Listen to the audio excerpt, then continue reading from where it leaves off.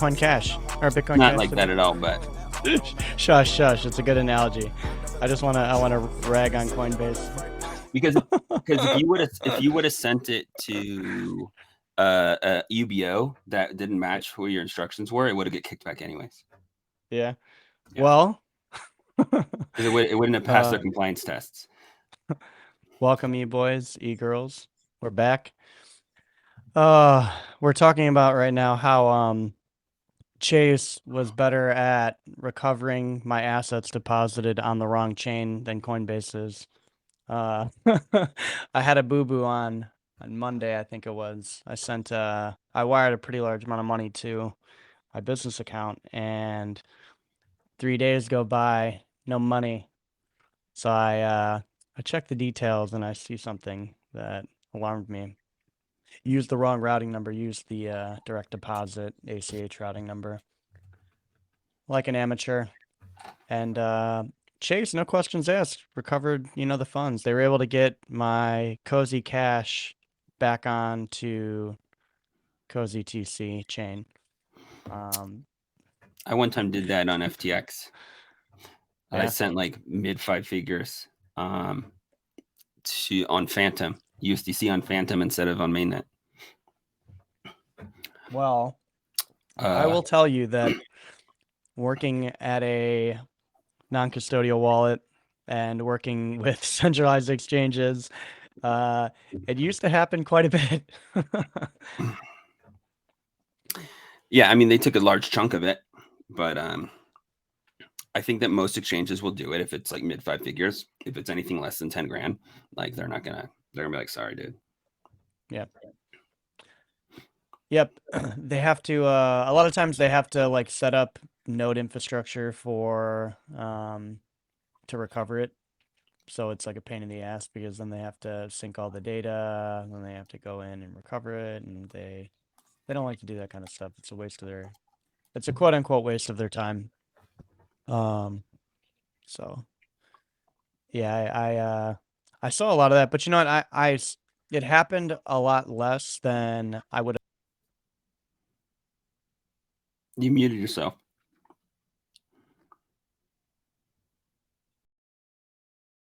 I'm not sure how you muted yourself, but you did.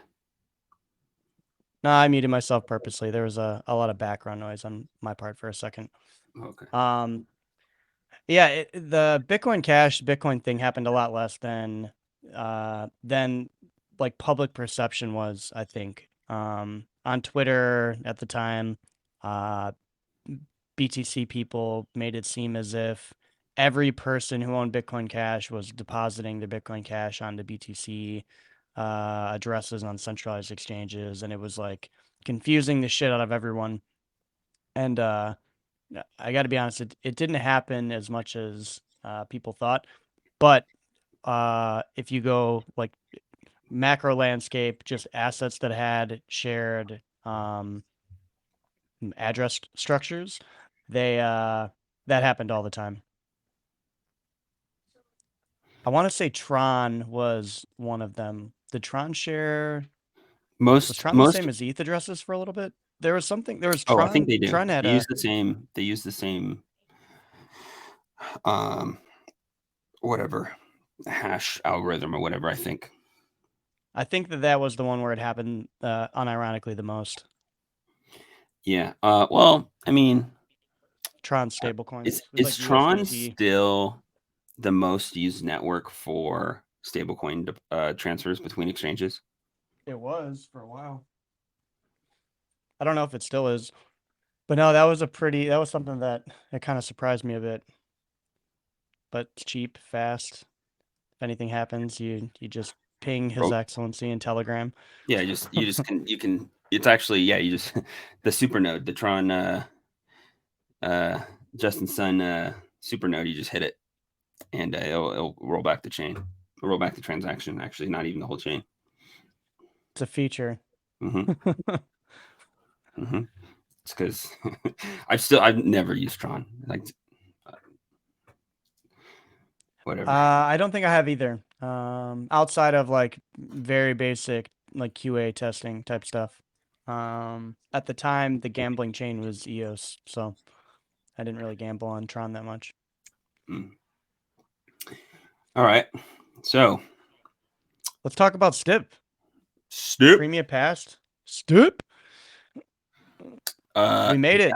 it's been an exhausting week. I tried to get One Moon on today, but I don't know where he is. But he killed it, by the way. He Yeah. pretty much sorry, cuz he's pretty much the best BD person I've ever met in my entire life. Um, he just he's a machine. He's literally a machine. And like with the name When Moon, like you can't like be angry at them, you know. So like everyone's like, okay, like what do you need? So I don't know. It's killed it. Killed it for the ecosystem. If he would have gotten Treasure's vote, then they would have been number one in terms of votes. Because what we were trying to say is that if Umami won the total number of votes, then Wenman would become Arbitrum president or Arbitrum CEO. Did they purposely not vote because they didn't want him to be president? It could be. It might have been an inside job. No, but Camelot. Now Camelot's the president. Is Arbitrum president? Over 200,000 votes. Already tons of discussion about how to improve the process in the future. Tons of discussions about the game theoretical elements of it. Tons of discussions about all the people that were pushed out on the last day, of like what's their next steps. Yeah. So Were there any protocols that felt like that was a make or break thing for them that are on the list, or all of them pretty? Did all of them take it pretty well? I guess you could say. um,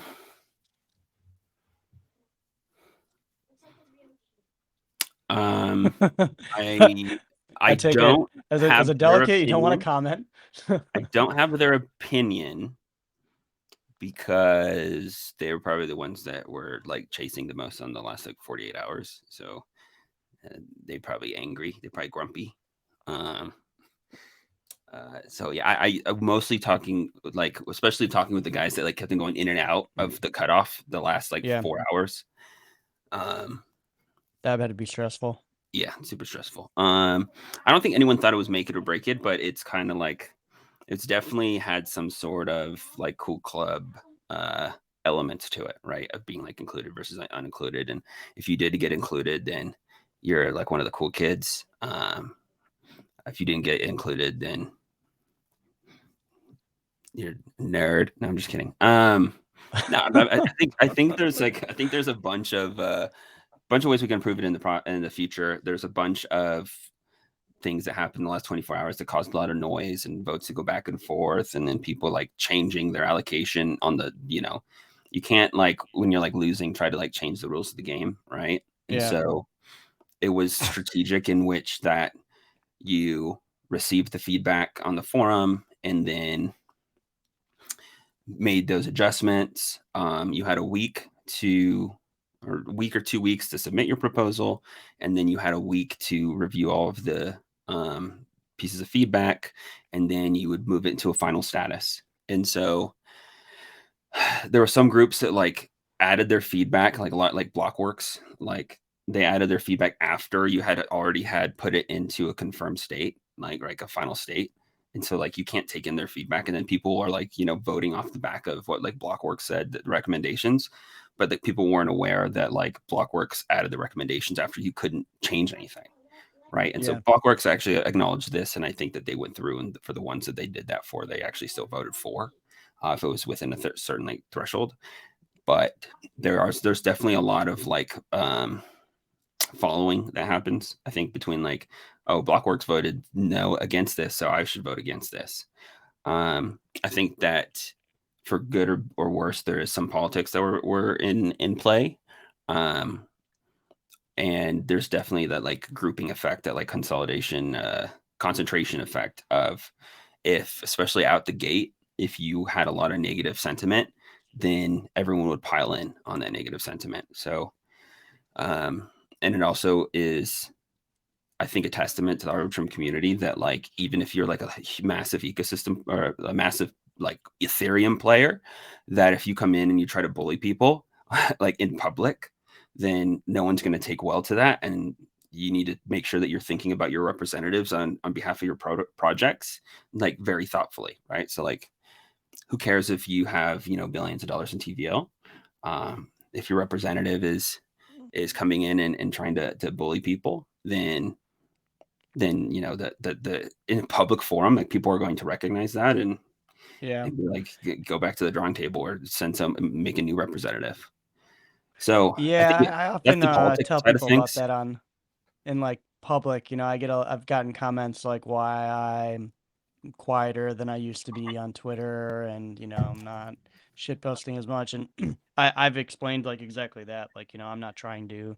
I don't want to cause conflict with people anymore.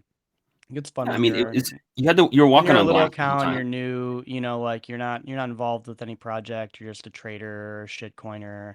Uh, it's fine. But once you start like working in the industry, you have to look at it like you're shit talking your future partners, or you're You're a shit talking figurehead. people that, Yeah, yeah, yeah, you're a figurehead whether you want to be or not. And you gotta you you got to gotta walk on remember that glass for sure. anyone that you're saying something about could, in a year, 2 years down the road, they could be in a different position where you need something from them. And you know, my saying is, don't burn a bridge and then ask me to send a boat. Yeah, yeah, that's a great analogy. Um, I feel like that happened, and then you know that group was still like trying to make jokes that were just like totally tone deaf. So like didn't help the cause, right? Like but with that said though, you are walking on glass. Like you have to be very careful with your discussions with groups. Some groups are very pushy because I was on both sides, right? So I was a delegate, but then I was also project representation, and Yeah, so um, yeah, it's. I think it was good for us at least to be one of the first like 5 voters with like because we were the top of the amount of the vote because we have a little bit under 2 million. If we took our pools, we would have more than 2 million. But um, it's a decent size. No way is it a BSD size, but being one of the first like people out of the gate when the votes came up, just to like get that momentum off the ground, I think uh is definitely something that like played into a lot of like the piling in. So like if you came yeah, out of the gate and had just like a tons of against, then it's kind of hard to recover from that. yeah, for sure. Um, So, I mean, I think that people respected the fact that we came out of the gate for at least the ones that were like well put together proposals or look, I mean, it's an economic interest of Arbitrum, but it's also like Arbitrum gave these tokens to different projects so that they can push forward their partners as well, right? So like different groups that we work with Yeah, a lot. Um, we're first out of the gate that I was like, no problem. It was a modest ask. Like Risk is a good example of that. Super modest yeah, ask. We talk to totally. them almost every day.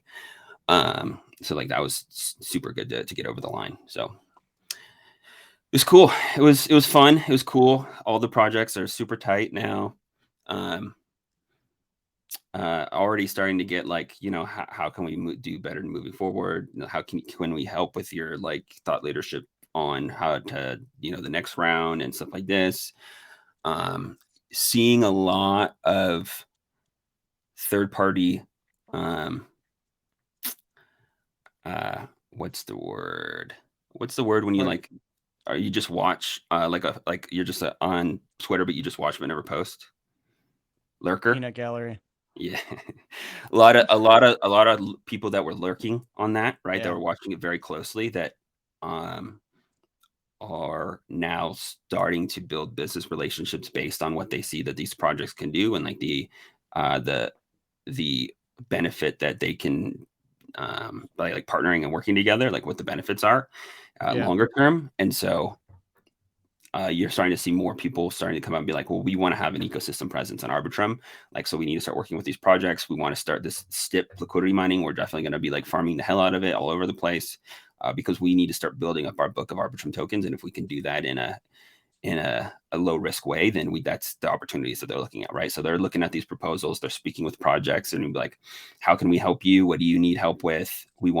we want to grab a large, share of some of these tokens. So what's the best way for us to work together? And obviously the STIP program is pretty prescriptive in terms of where those tokens can be used for, and so like you just point them to that. But it's been interesting to see already in the last 24 hours, the groups that are like, congrats on this, like we are spinning this thing up as an Arbitrum ecosystem, play, and we're willing to help out where we can. So it's good. It's good for Arbitrum. As And someone this is coming off the back. Go ahead. being in the trenches like you were, what were some maybe some projects that you weren't as educated on that now you're I don't want to say bullish on, but now you're kind of interested to see what their development sprint looks like going forward. Yeah, so there's plenty of projects in which that we didn't have a lot of overlap, so I haven't spent a lot of time with them. So obviously Wenman with Umami. I spent a decent amount of time looking over that, and just because Wenmoon was all over the place, I was like, okay, well, if this person's leading this project, then something good's going on over there. So Umami is an interesting one for me. It was cool to see some of the projects that we kind of work with that don't get a lot of attention start to garner some attention. So like DeFi Edge, like shout out to DeFi Edge. I don't think they got over the line, but They it was didn't, cool. but I was actually really impressed with how many votes they ended up Yeah, getting. they I did. think it They was did good way for them. better, and especially with like they got like forum hate going into the vote, and I so like saw I had to that. come in. I had to come in on the forum and be like, look, we work with DeFi Edge a lot. They're like a hidden gem, in the managed liquidity space. Like they have really cool tech. It's just like they don't have like a marketing engine, right? They don't have Yeah, for so sure. like so yeah. So that was cool to see them. Ramses. I know that Ramses, like not the consensus, but like the finger in the air in the past was like, what's the end goal? Like, what are they trying to do? Like their tech team is difficult to get in contact with, and that was maybe 6 months ago, and so that kind of sticks in the back of your head. And then they came around this time, and I spent a little bit more time with them, and I reached out to some of the ecosystem partners that they had worked with, and they're like, oh yeah, they're like super on it now. They're shipping fast. They're showing dedication to the space, and so like that was easy, like to because I abstained on that, and then I moved over to a 4 on that. But like it was cool to check that out, check out the dogs, seeing what they're doing over there. They had DeFi Edge integration too. That was like one of the first things that I when I clicked on them, I was like, oh wow, it looks like most of the liquidity is actually DeFi Edge actually manages, which is interesting. What else did I spend some more time on? There were some things like bridges and perps I tried to kind of stay out of. The only one that I obviously voted for was Socket, but they're more of like an aggregator, and obviously they're a pretty strong ecosystem player. They pretty much have relationships with everyone in the space. They got a strong dev team, but that's only like somewhat close to a bridge that I looked at. I think that was the only thing close to a bridge that actually got approved. I think all the rest of the bridges kind of got pushed out. The perp decks I tried to abstain from because just they're like very large asks. And from like a positioning perspective of in the future, I think that there should be like a cap on like what the cycle allotments are. And so I do think it should be less liquidity mining and more of Ecosystem incentive, like ecosystem incentives. Like what does research, right? Like joint research, like one-off stuff that can free up the developers to spend less time on like admin and more time on building, right? So like there's a lot of time that's spent in some of like the onboarding and HR and stuff like that. And so I think that bug bounties, there's like a lot of stuff that you can do as like a shared ecosystem play, like a hiring pipeline, bug bounty, stuff like that. And less on like just straight liquidity mining. But yeah, the per players I mostly abstain from, unless that we have like an active like integration that we're building together.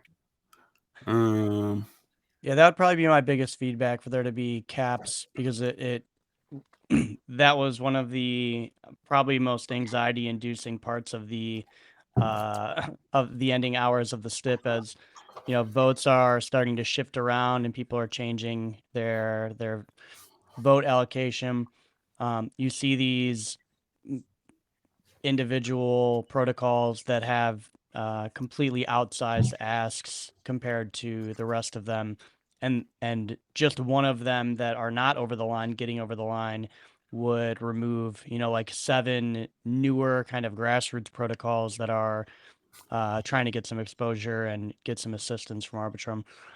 So setting some kind of cap to where, like max allocation for the STIP is, 5 mil or something below 10. Yeah, and But then you come in with an off-cycle request for additional, yeah, which can be, it's going to take a little bit more time, but if you're going to come for a large ticket ask, then you should come outside of the cycle. And what's funny is yesterday when people were like changing their amounts that they were requesting, which from a governance perspective, you can't just do, right? The vote on the governance is already up, like that's written in stone. They're like, we'll just refund the difference, but then if you refund the difference, it just becomes waste, right? That means that some project that could have received it, like now gets nothing, and you're just going to send it back for like a future. yeah. So it's essentially a burn. It's a waste of time. Um, and one mood made a joke that GMX should go the opposite direction and be like, ask for 50 million, ask for the whole allotment, just as a joke. So if you were underneath GMX and voting, then they just sucked up the rest of the supply. So you either had more votes in GMX and you got what you wanted, or you had less and they sucked up the rest. Which I thought would be a super funny joke. But obviously, we're professionals, so we don't joke. We don't joke in the live forum. No, but it's cool. It's cool to see. It was fun for sure. It was stressful and exhausting. I'm glad to kind of gonna unplug from the internet a bit the next 2 weeks. Still doing the stream, but it'll be a nice little break since I don't think I've took my eyes off a screen in like 6 months.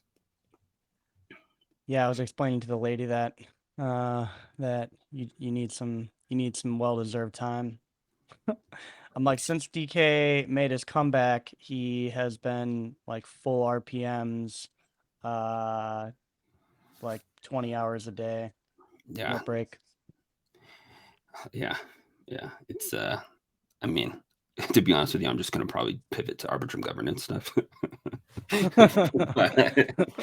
whatever. At If least I'll anything get ever 2 hours of happens, workout again. Yeah. If I get 2 hours of anything ever working out every happens to day, it'll me, be a good vacation. like if anything ever happens to me, check the Arbitrum forum, and if I haven't posted there in 24 hours, you know to check on me. That's my dead man switch. What else is um, going on? Paulo. It seems like, yeah, I read something about Paulo. Yeah, it's like I think Take over people are like, "Oh, Tether's new congrats! Oh, that's good CEO. for the ecosystem." I'm like, dude, Paulo was already the CEO of Tether. I Like, know that. I was like, what kind of I was very confused. I always thought he was the CEO, and then there was all these news articles about him taking over as Tether's new CEO in December. Um, but I guess he was just I the think the guy that was public currently face. residing in that position was like a patsy. Like, it didn't seem like like really he was just in the position. Hmm. But it's the same like Paulo was doing all the USDT stuff, right? Always, yeah. Yeah, it's because he was like he was like the CTO of it. Yep. And every time that there was like a large issuance, he was the one that was replying to it. I never saw the CEO do anything other than his name being referenced on uh, Tether Documents hate threads. and New York City documents. Yeah, exactly. Yeah. So Uh, I mean, that's what not. does this mean? I don't think anything. Hopefully it just means more memes by Paulo. Yeah, hopefully. I mean, seems like a legit guy. You checked out his messaging app that he's been working on? No. I have a it's hard to get me to try out SocialFi messaging apps, stuff like that. It's not Um, necessarily socialify. It's more like a Telegram that's on the blockchain that no one can censor, that's private and encrypted. I'm interested. Yeah, I mean, I have one on my phone. I think it's on the secret network. I think they use the same network. I think so. Interesting. Yeah, Yeah. the only So thing that I've used close to that would be Twetch, encrypted DMs. No secret ZK messaging apps that I've used this yet. I um I was really big into all the privacy tech back when privacy coins were a thing, but it seemed like the hype for the tech and all of the everything that was kind of being aimed for to be built just like disappeared. It was like as Beam and Grin disappeared, all of the people working on uh, privacy centric blockchains and crypto products just kind of fell to the wayside or went and worked on other things. Have you seen anything recently in like the privacy development? Like obviously there's tons of ZK stuff, but I feel like I feel like ZK stuff is kind of like almost like a boogeyman. Like it's there, always in beta on testnet. But but there's never been in the last like 5, 6 years that we've been talking about ZK stuff. There's never been like the killer ZK app for any like product type. Wallet, uh application of any sorts, token, project, protocol. Where is it? We're still using Monero. We're still standing I Monero. think that since Fluffy stepped away from Monero, I think that people are like using Monero less and less. Remember, there was always like that. The CIA has a backdoor to Monero, anyways. Yeah. But I think Monero volume. I mean, I haven't checked this. I'm speaking anecdotally, but I want to say that the volume probably has been like steadily declining. I wouldn't doubt it. I mean, they've steadily lost off ramps over the last 5 years, year after year, Did more you ever use restrictions in Aztec? place. No. So Aztec was like a layer 2. Yeah, I know what They it had is. max cap on how much you could like deposit, but essentially you like teleport up to the ZKL2, and then you could move around within the privacy chain, and then you could teleport back down to ETH. So like if you wanted to, let's say, move a bunch of ETH and then deposit it in a pool to get yield, Hmm. and you didn't want to come from directly from your wallet, you could have it come from um, Aztec, right? So they actually had pools that were available in Aztec where you just actually moved your ETH into the pool in Aztec, and then they would teleport your collateral back down to like a Yearn vault and you Yeah. earn yield, and then it would teleport back up, and then you could withdraw it. What And so, happened? Why aren't we all using this?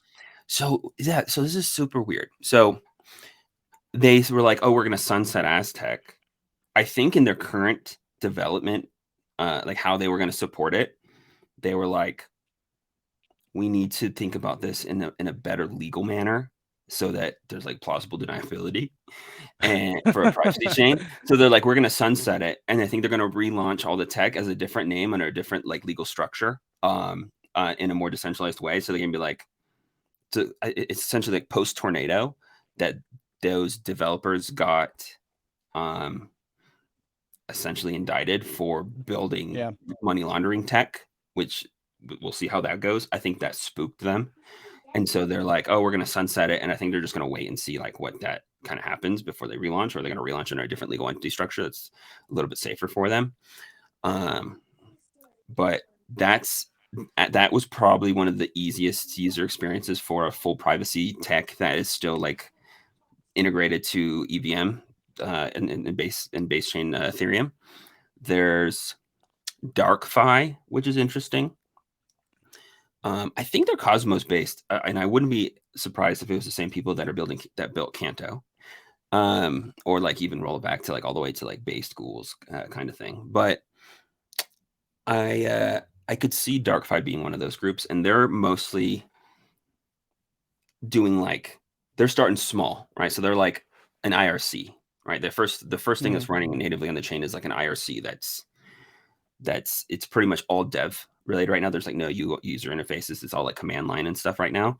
But that's like the first use case that they kind of rolled out. But that is a very interesting product to me, and they're like super super Thor swap like on the dev side, right? So if you're not familiar, Thor chain, the developers on Thor chain are like super shadowy dev, right? Like they're not doxed anywhere. I don't think, not even on like the centralized exchange side. Like I think it's like two guys that founded it, and no one knows who they actually are. They stay in the shadows. The front end interfaces are all built by third parties. But the Thor chain, like core devs that initially launched it, are like super shadowy anons, and so DarkFi is similar to that, which makes sense in this day and age. There's Ironfish is an interesting one to me. So Ironfish is privacy in natively embedded. They're a layer one, I think, but I think they are EVM ZK technology. However, you have the ability as a wallet owner to essentially like backdoor your account. And not backdoor is not maybe the right word, but to unencrypt or decrypt your account, and to showcase like all the different transactions that you did. But publicly facing, you can't see. Privately facing, you can see, and so that you can use that to like showcase to the IRS, right? They're trying to be a compliant privacy chain, which I think has footing. Um, So if you want it to be like, these are all my transactions, this is the basis in which I, paying tax on and stuff, you can provide your like a single use like decryption or whatever, and they can check all the transactions and be like, okay, it makes sense. I don't know if it's revocable or not, but that's one. Um, and then I thought Scroll was ZK privacy, but they're only ZK efficiency. So they don't have any privacy. Those are kind of the main. I haven't really spent a lot of time on like the Starknets or the ZK Syncs or the Lineas or the Polygon ZK EVM. I don't know if they have privacy integrated or not, but I know that they're like failing to really hit critical mass. And so the TVL, I think Linea, I looked the other day, it was like maybe 60 million airdrop Really, volume. that's more than I would have assumed. Granted, they have consensus behind them. I have not seen any public facing support thus far outside of the consensus and like MetaMask employees. I mean, Um, they're getting the brand out there. That's for sure. they're definitely getting the brand out there. People know that Linea is a thing, but I don't know on the development side any protocols that have mentioned or even thought of uh, migrating to or building support for Linea. My Have you understanding is on the your end? full featured ZK EVM. So similar to Polygons, whereas like you can be a Solidity smart contract builder and you get like all the same functionality of deploying on their chains. Whereas some of the other ones are not fully featured. You still have to do some amendments. There's like some sort of like call data that can't be used, or some like types of like native functions that you can't use. So you kind of have to work around those. But yeah, I'm not a ZK. I mean, I get it. Bull. I get it. And there's so many fighting over that space, and it's going to be like one of those winner take alls probably. So I'm more excited about like the shadowy supercoder, uh, anon stuff. So like DarkFi, Aztec, Yeah. Offshift, which is still a project that's been in development for 9 years. A lot of ups and downs with Offshift. Have you ever toyed around with Urbit at all? Uh, no, but what's his name? Yarvin. I was looking at some of his stuff Yep. yesterday, actually, when I was I was doing some research on techno feudalism. Yeah, what were you looking at to be coming across Curtis Yarvin? That's a Yeah, question so many that's a question many would ask, hearing you say that.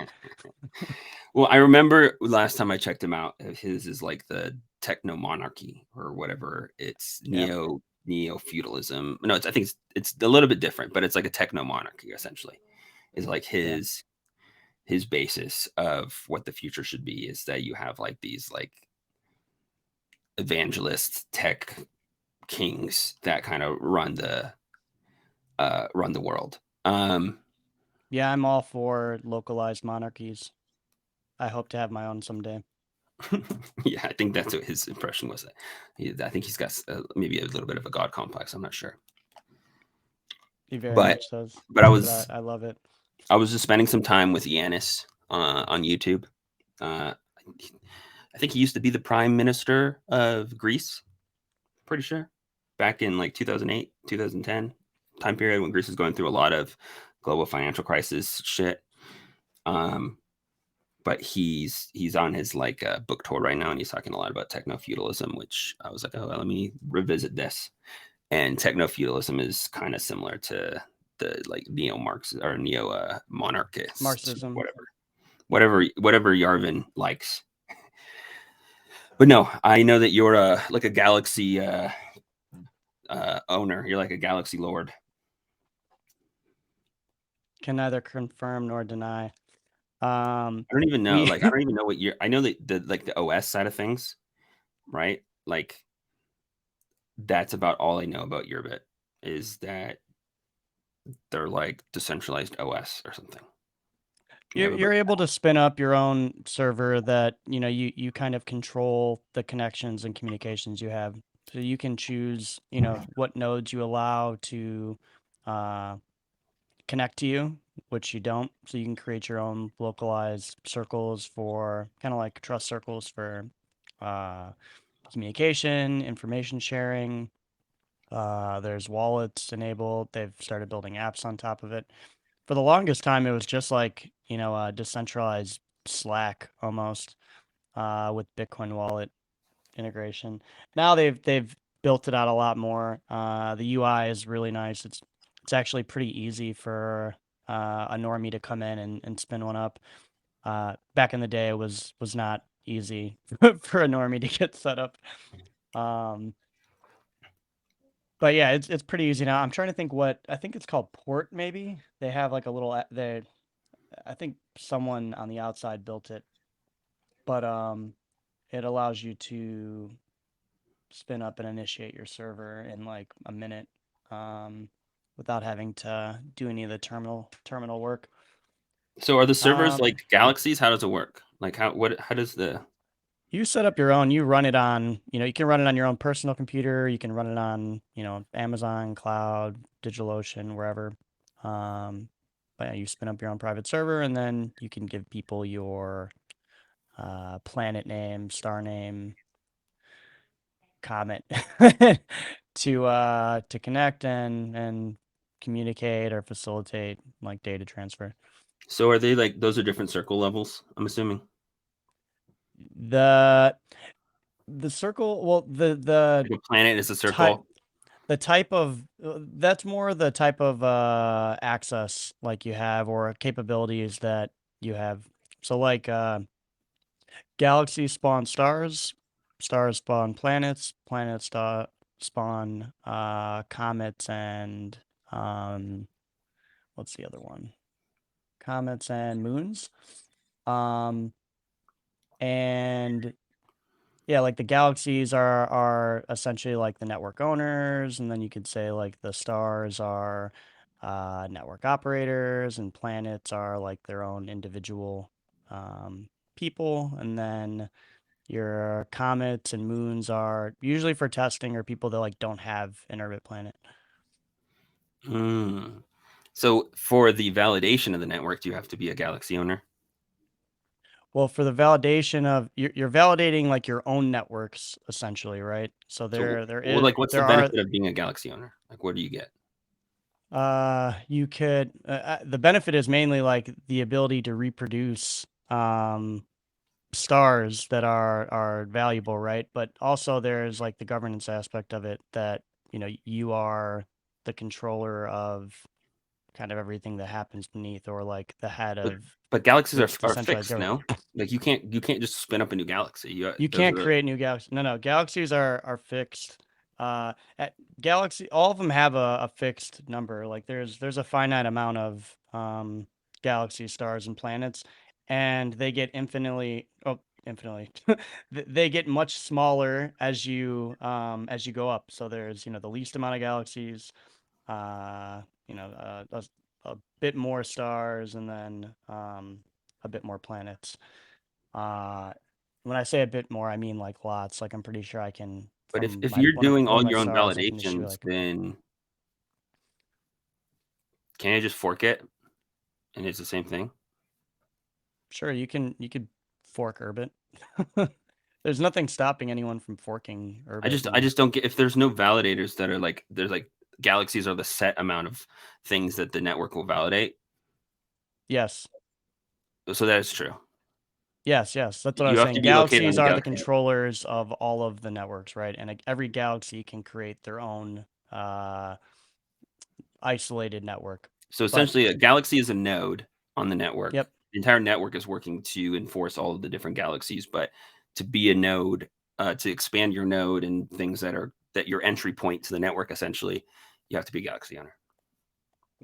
yep. And unlike, on Ethereum or something where to run a node, you just need a specific amount of base tokens. You can't acquire, you can't acquire and combine stars to have a galaxy. You have to buy a galaxy outright, or you had to be issued a galaxy, Yeah. Okay. years and years ago. So when you look at the galaxy owners, it's like A16Z, 21E8, Balaji, uh, I'm trying to think. There's a couple VCs that own like a handful of them. But yeah, it's a lot of like San Francisco Y Combinator type. Hmm. I mean, it makes sense, Yeah, yeah. They've especially. uh they've never really reached critical mass because of how esoteric the onboarding was, in my opinion. Like I said, now it's significantly better. It's a much more user friendly onboarding experience. But But essentially, at the beginning, it was like it was like deep web stuff. it was very deep web stuff. You had to learn Knock a little bit and Hoon, like their Mm, languages. interesting. Yeah. Yeah, I don't know if I they still do them, but they used to do free like courses you could sign up, and it was like you would spin up an orbit and then you would join a network of other stars, I mean of other planets, and you had, class essentially a couple times a week to learn how to write Hoon. I wonder how. I wonder if there's any like plugin. So you remember during um, the Arab Spring when some of the governments were like shutting down the internet, and then Yeah. there are a few of those apps that were like essentially Bluetooth peer to peer mesh Yep. networks. Can you do something like that on Urbit? Like if you were in like a localized region and you could essentially chain Bluetooth connections together to reach the internet or reach the network. I don't see why not. Um, The reason I asked is 'cause it's just this week in general because of the geopolitical things that have happened. yeah. I've been thinking about that a decent amount of like, okay, if you were to shut down an internet or if like critical infrastructure went down in a certain region, like what is your ability to organize and coordinate, which is like key to essentially survival. It is like it becomes if there's no cell phone networks and there's no like internet, then like you're pretty fucked for the coordination. So things like that app that came up during Arab Spring. I forget the name of it. It was like Butterfly or something, but yeah, like something like a Yearbit, I think makes sense to me if it's like a bunch of like a gossip protocol. I don't know how they do the validation of the network, how they reach consensus, but like yeah, there's the peer to peer stuff. I Yeah, I'm definitely not 100% sure how they operate um at the galaxy level for governance. Mainly because like the only the only participation we ever really had in that was like a pseudo coup long time ago. Um coup d'état. but But yeah, I'm not too privy on, what they where they communicate, how they communicate, what type of internal or I don't want to say internal, but kind of living uh, governance credo that they share. Um, what I do know is that as a user, it's your choice, like who you kind of slash from your own network or not, and who you allow on it. So uh, you have a better filter method for what signal is coming to you and ability to keep the noise out, as well as like protecting your data. That was like the big thing they used to kind of focus on in the beginning, that you're using all these social media apps, you're giving all of your data away to them and they can do whatever they want with it. But if you actually controlled and were the one containerizing your data and choosing who it went out to and who had access to that, that was like the ideal, world with privacy integrated into our daily social communications. Um, but I don't think we are quite there yet. I think if they are able to maintain enough funding to like chug on for another decade, that eventually people may like, move to some systems like that. But I don't think people take privacy seriously enough for like controlling their own data in the way a very like generic sense, just um, who they're giving access to their names and email addresses and birthdays and stuff like that. Until people are a bit more I cautious with mean, that, it's I don't yeah, think. people are just not cognizant of some of the situations that like happen around the world, and like if like censorship or like the Great Firewall and like lack of access to communications, to whether it be loved ones or local networks or whatever. I think it's like a super important. I'm super bullish on.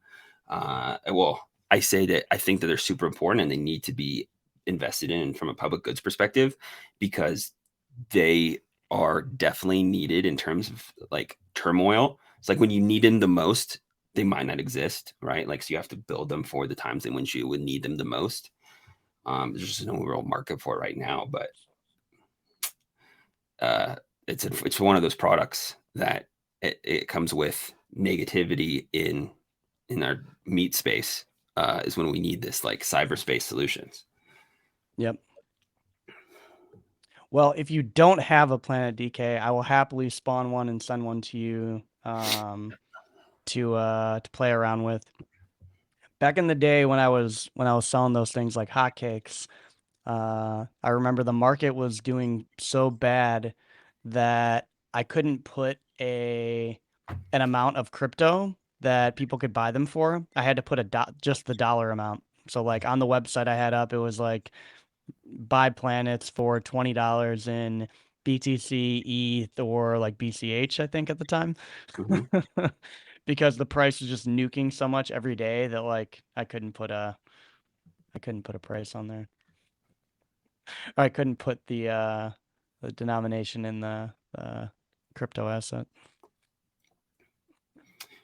You've been Um, you followed the SBF trial at all the last 2 days? last 2 days. Last 2 days. No, no,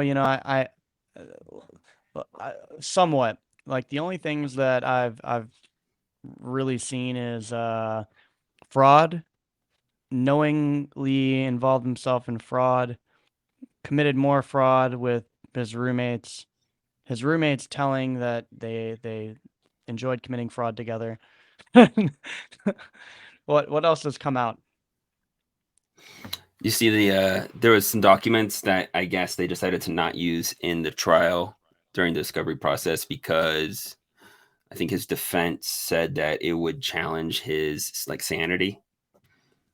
Um, and it's like this like super android like discussion about the uncanny valley. You know what the uncanny Yeah, valley is? Should I explain? explain.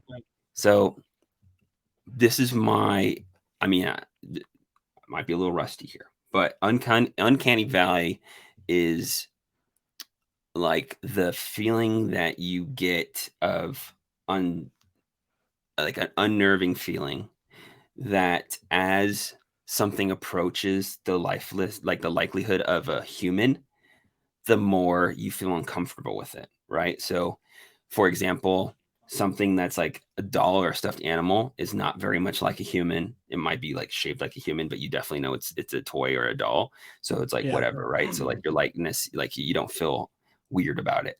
But then as it gets closer to like an android, and like especially as it gets really close to an android, but you know something's off, or like it's an AI video where you like something's off, but That you can't put it, your but it, finger on it. yeah, or it's like it's so like a human, except for it like is speaking in a weird tone or something, right? So It it's makes like you feel funny like listening to it because your brain is telling you that it's not a human, but you're visually seeing the human. yes, right, and so you will get to this level with like androids where like if you try to make an android or like a robot look like a human, there's going to be a point where like the robotic eyes are like weird, or like I think Freddy, what's that Freddy? Five Nights at Freddy's is I think maybe a good example of kind of this, of like there's a certain point where it's just like super weird and creepy, and then as it approaches the exact equivalent of an android in which that you couldn't tell the difference, like something like a Bicentennial Man or something like that, where then you like you can't tell the difference, and so you assume it's a human, right? But there's a Mm-hmm. weird middle ground of it's not a toy, it's trying to be a human, it's not a human, and you get this weird feeling in your gut, and that's what the kind of Yep. what the uncanny valley is. And so he's Yep. talking about like waveform collapses on Uncanny Valley and how he likes walking through the Uncanny Valley, where most people hate it. And he's using this in a piece of documentation that he's sending to someone in which that he's trying to merge Alameda and Modelo, which are two, market making hedge fund like arms that are both playing into the FTX scheme, and they're both run by like ex girlfriends of his, right? So he's like trying to bring them all together from like a legal framework where it's like if an asset is on Alameda's balance sheet, it's also on FTX's balance sheet, which is also on Modelo's balance sheet. And so that's like this shared infrastructure, but from a legal entity's perspective, they're different. It's like, but he's like has this weird. He like and he puts like 23 requirements of like goals or ideals or something, and like the first 15 are the exact same. It's just a copy and pasted of the same line. Um, so, anyways, his lawyer, I think, was trying to throw it out, or did throw it out, because it like questioned his sanity within the case. But it also, within the actual use of that document, is that like he was clearly trying to do a criminal conspiracy to merge these three entities and use their balance sheets as the same and stuff like that, right? And so Mm-hmm. they're like, is that, did he throw it out because it's clearly a criminal conspiracy that he was trying to create, or did he throw it out because of that sanity side of things? So I saw that yesterday, and that's like my tweet this morning was based on that. Um, yeah, it's just super weird stuff. But I think Caroline's Dude, done testifying. he's a fucking alien. Like he Dude, really is just such a strange human being. so strange, dude. Like the psyche of like a true psychopath. I mean, uh I feel like hours of conversation with him would make like better literature to read than like anything you could conceive being discussed in the sit downs with like Hannibal Lecter. Dude, I straight up like I'm always like Epstein. He was created in a government lab. SBF created in a government lab. Probably Caroline too created in a government lab, right? It's like they definitely take that idea of like uncanny valley to like what the extreme is on the upside of the valley, right? Where you're like, he seems human, but is he human? I feel comfortable with him being human, but is he really human? I don't know. That's how I feel about our president. Yeah, that's Like fair. swear That's to fair. God, I swear to That's God, fair. like and that's not even I agree. me being political whatsoever, just like him as a human being. Uh Maybe over the last 5 years or so, like since his mental stability has begun to increasingly deteriorate. But yeah, when I watch him on anything live, I get this feeling in me like how did this happen? Like, what just how? This guy can't still be really alive. Um and there's a non-zero chance he's not, and Yeah, that is a cyborg. that's a great example of Uncanny Valley. I agree. But it's just so meta that he's like discussing Uncanny Valley and how he likes to walk through it and all stuff. And then when in his description of like creating this like this like legal entity framework, it's just so meta.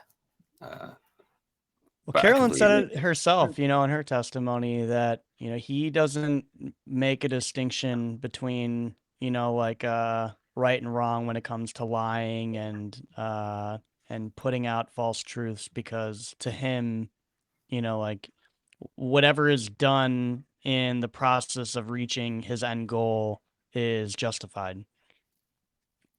If it means that there's a larger chance, or at least a 50% chance that, his intended goal is going to be the outcome.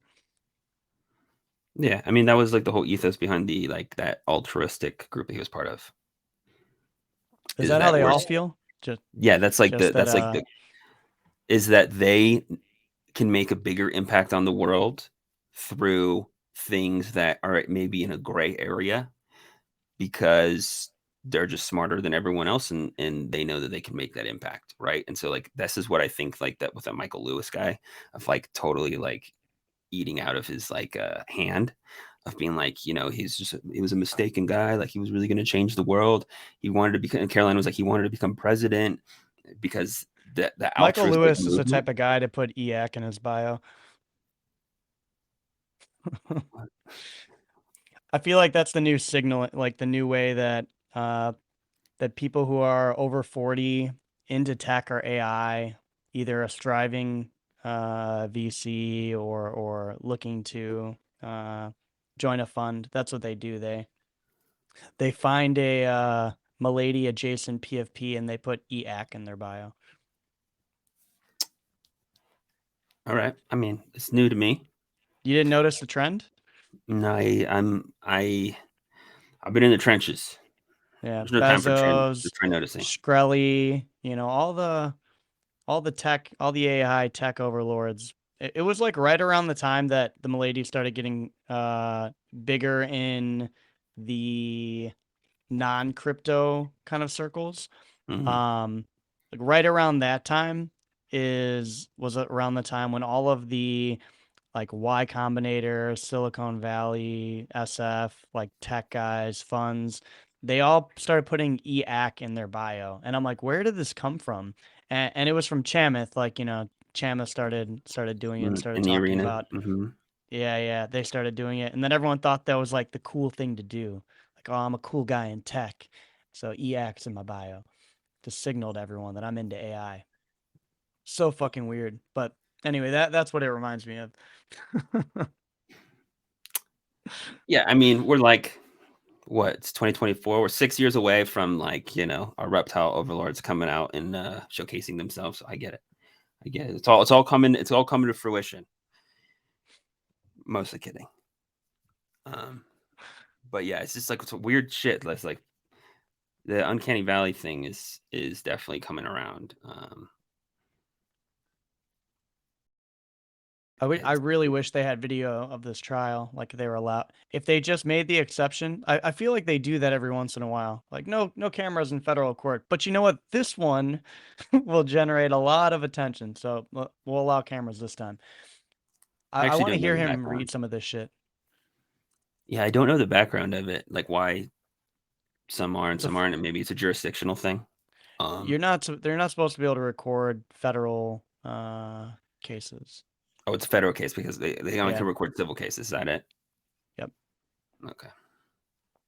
But we get tweet live streams of it. So Yeah, we get the tweet live streams, but I want to see his face, while he's saying some of the stuff, because he's like, just everything we've been talking about. Like he is like such an embodiment of Uncanny Valley that watching him talk about some of this and like have to respond, and his mannerisms and facial expressions would be Very entertaining.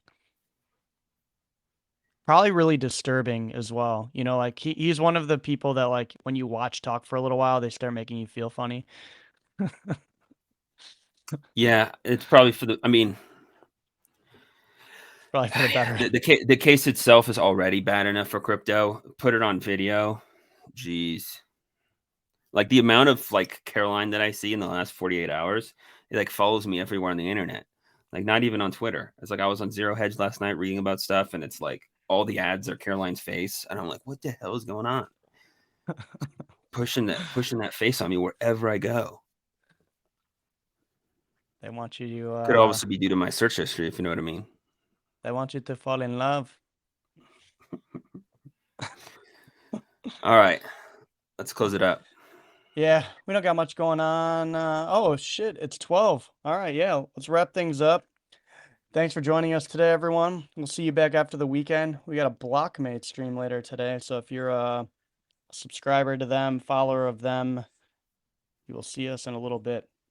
Catch you after the weekend, you boys, you girls. Don't dirty up your Adios. eating.